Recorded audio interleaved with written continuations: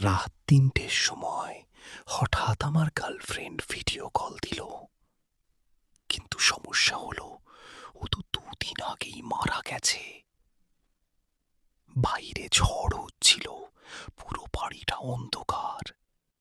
হঠাৎ ফোনে কল আসলো, মায়া কলিং। আমার হাত কাঁপতে শুরু করলো, কারণ আমি নিজে ওর লাশ দেখেছি। ভয়ে কলটা কেটে দিলাম। ১ সেকেন্ড পর আবার কল। এইবার রিসিভ করতেই স্ক্রিনে শুধু অন্ধকার। তারপর ধীরে ধীরে একটা ফিসফিস শব্দ। তুমি আমাকে একা ফেলে পালিয়েছিলে কেন?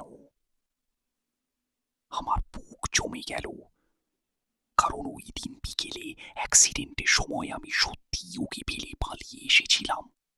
হঠাৎ ভিডিওতে ওর মুখ দেখা গেল, রক্তে ভেজা চোখ, ছিঁড়ে যাওয়া ঠোঁট আর অস্বাভাবিক একটা হাসি।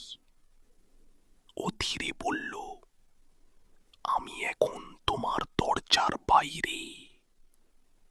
ঠিক তখনই আমার রুমের দরজায় ঠক ঠক ঠক, আর ফোনের স্ক্রিনে লেখা উঠল, সি অ্যাট ইউর